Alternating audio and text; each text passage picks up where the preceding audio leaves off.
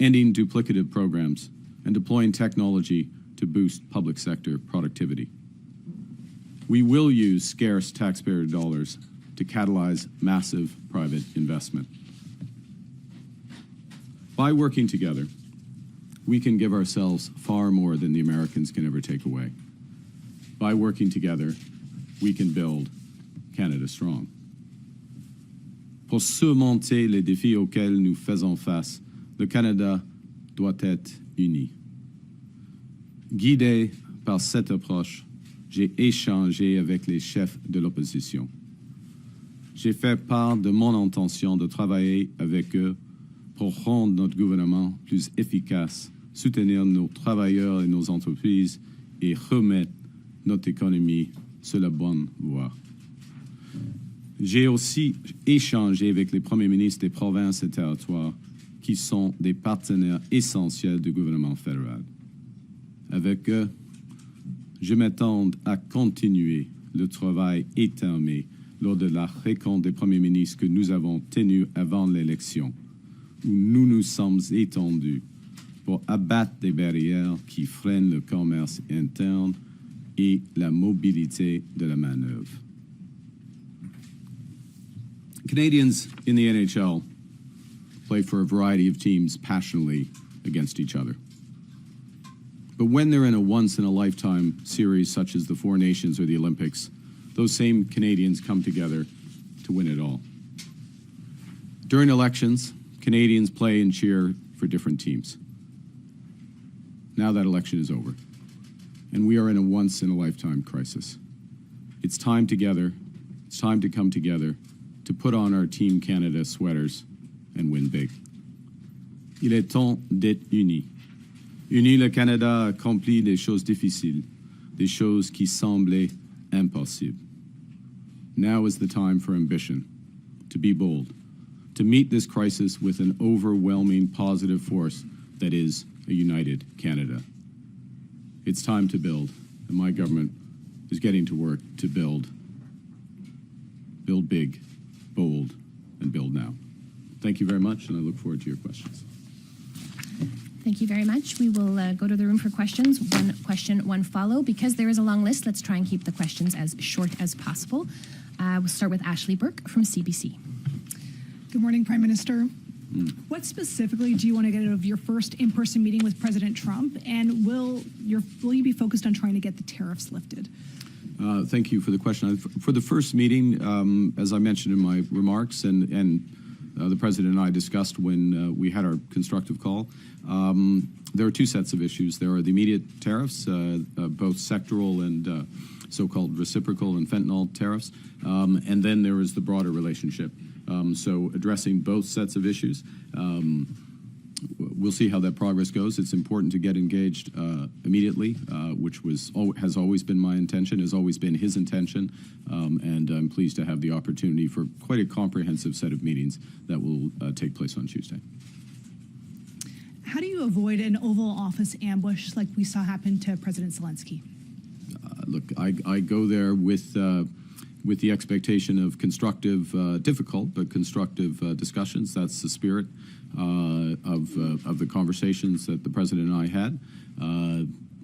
You go to these meetings well prepared, understanding the objectives of your counterpart, and always acting in the best interest of Canada, and we'll go from there. Thank you. Mélanie Marquis, La Presse. Bonjour, M. Carney. Bonjour, Félicitations.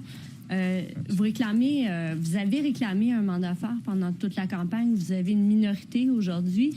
Qu'est-ce que ça change pour vous dans la façon de gouverner? Puis qu'est-ce que ça change aussi au rapport de force avec l'administration Trump? Alors, premièrement, merci pour votre question et vos félicitations. Je crois que nous avons un mandat fort parce que pendant la campagne électorale, j'étais très clair. Nos objectifs, c'est de faire face par rapport les Américains et d'avoir une stratégie économique avec de l'audace, hein, des grands projets, une économie porteuse, des nouveaux partenariats à l'échelle internationale. Et nous avons reçu plus de 8,5 millions de votes. C'est le plus haut niveau dans l'histoire du Canada. Nous avons des députés dans toutes les provinces. Nous sommes dans une majorité en 7 provinces sur 10. Nous avons le niveau des députés le plus haut au Québec, par exemple, depuis 1980, je crois, et le niveau le plus grand dans l'histoire de la Colombie-Britannique, par exemple. Alors, une campagne très transparente, une plateforme claire et un mandat fort. Mais, cela dit, il faut travailler avec le Parlement et surtout avec le Québec et avec les provinces et les territoires afin de mettre en œuvre ces objectifs, cette plateforme. Mais par rapport à ça, est-ce que ça change votre rapport de force par rapport à l'administration Trump? Puis Je ne crois pas. Je ne crois pas. Vas-y. Poser en même temps ma question de suivi. Là. Oui. Vous avez une minorité. Est-ce que vous seriez intéressé à accueillir au sein du caucus libéral des députés d'autres partis? Puis est-ce que des tentatives qui ont déjà été faites en coulisses pour les convaincre de traverser la ligne? Je crois que, comme j'ai dit, mon mandat est fort. C'est fort. Nos objectifs sont clairs. Et par exemple, j'ai eu des conversations une conversation très constructive avec M. Blanchet en ce qui concerne la stratégie pour le Canada et une conversation constructive avec M. Poilievre en ce qui concerne notre stratégie par rapport aux Américains. Si je peux dire, il n'y a qu'un Premier ministre et nous avons des objectifs assez similaires. Alors, c'est un mandat fort pour moi et en ce qui concerne les négociations avec les Américains, c'est clair pour M. Trump, qui est le Premier ministre du Canada. Alain Buzzetti, oui, bonjour, M. Carney. Bonjour. Bonjour. Vous savez bien, M. Poilievre n'a pas gagné son siège. Il va donc essayer de revenir au Parlement en demandant à quelqu'un de lui céder le sien. Vous aurez, vous, à déclencher une élection partielle. J'aimerais savoir quelle sera votre réflexion pour choisir la date de cette partielle. Est-ce que ce sera le plus tôt? Trigger, if I can put it that way, a by-election, I will ensure that it happens as soon as possible. Okay. No games, nothing, straight. OK. Et donc, je n'aurai pas de supplémentaire là-dessus, mais vous avez dit aussi que vous allez demander au roi de venir. Vous avez dit aussi que vous allez demander au roi de venir lire le discours du trône. Oui. Comme vous le savez, vous avez gagné beaucoup de sièges au Québec parce qu'il y a bien des nationalistes qui ont accepté de vous prêter leur vote, un vote qu'ils auraient peut-être donné au Bloc québécois autrement. Des nationalistes qui ne sont pas nécessairement en amour avec la royauté britannique.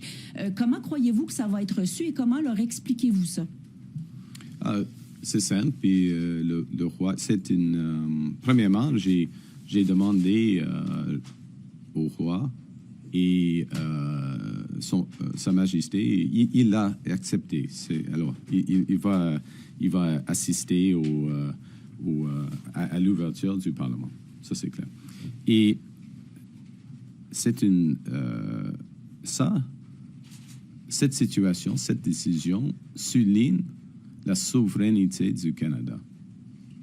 This is the ultimate head of state, which underscores one of the points I made. I'll answer it this way. Quand je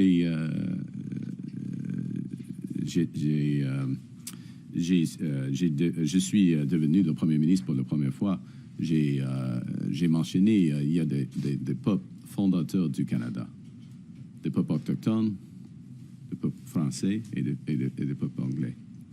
Et alors, ça indique les fondations de notre nation, la nation canadienne.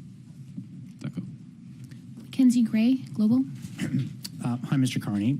In your second call with the president, did Mr. Trump outright say or insinuate at any point that Canada should become the 51st state? He did not. All right. We've heard Mr. Trump on April 23rd and his surrogates throughout the final days of the campaign reiterate the idea that they believe Canada should become the 51st state. On the campaign trail, you said on multiple occasions that respect for Canada would be one of the key things in terms of having a meeting with him. Do you think over the past few days we have seen respect for Canada from the Trump administration? Look, it's always important to distinguish want from reality. La volonté et la réalité, right? What someone wants and what is reality, and what the Canadian people clearly have stated, virtually without exception, is this will never, ever happen. And if any of the leaders of the party and their representatives would attest to that, I think the votes attest to it. I think the public dialogue attests to it as well. We're meeting as heads of our government to discuss that partnership. Now, I'm not pretending those discussions will be easy, or they won't proceed in a straight line. There will be zigs and zags, ups and downs. But as I said in my remarks, I will fight for the best deal for Canada, and only accept the best deal for Canada, and take as much time that's necessary. Davis Legree, iPolitics. Hi, thanks for taking our questions. Just one from me to try and squeeze some more reporters in. But to my colleague's point, the White House's public position has continued to be that Canada should be the 51st state. You yourself have said that Donald Trump is trying to break Canada. Considering all that, how can you expect good faith negotiations when you travel to Washington next week? Look, I think first I've had the direct conversation with him on whatever day it was, Tuesday, I guess it was, a couple of days ago. And we agreed to have those negotiations. Very clear discussion between us, as I said, very constructive. I would say the time allocated to our meeting and the seniority of he's the president, so that's as senior as you get, but the other members of his administration who will be assisting at those meetings suggests the seriousness of the discussions. Again, do not expect white smoke out of that meeting. There'll be white smoke probably later somewhere else in the world this month, but do not expect that. But so that's the first thing, is just the level of the direct dialogue, the discussion, the level of people there. The second point, I'll make it quickly, and thank you for restricting the question so others can get in, is that he respects, as others who are good negotiators, and he's one of the best negotiators, they respect strength. That's why we're building Canada strong. There's lots of reasons to build Canada strong, but the point is, and I will make this point repeatedly, we have more than enough to do here at home. That point about we can give ourselves more than the Americans can take away is absolutely right. We can have a bigger boost to our economy, to incomes, to jobs, by focusing on building one Canadian economy, by building these nation-building projects, by focusing on getting productivity up, by reducing government waste, by driving investment in this country. And so that is a good in and of itself. We're going to focus on that while we have these negotiations with the Americans. And if the negotiations with the Americans take longer, so be it. We've got more than enough to do here. Kyle Duggan, the Canadian Press. Mr. Carney, will you be pursuing a formal governing pact of any kind with the NDP? No. Short answer, no. And why not? Why? That's my response. Is we campaigned on a very clear set of objectives, very clear policies to back those up, and we received the highest number of votes in Canadian history. Yes, it is not quite a majority, but highest number of votes. As I said moments ago, majorities in 7 of the 10 provinces, seats in all the provinces, highest vote totals and deputy counts in a number of those provinces. And it's also a style of governing as well, which is, in order to do what we need to do as a country, we will need to work in partnership with all the provinces, with Indigenous peoples. Yes,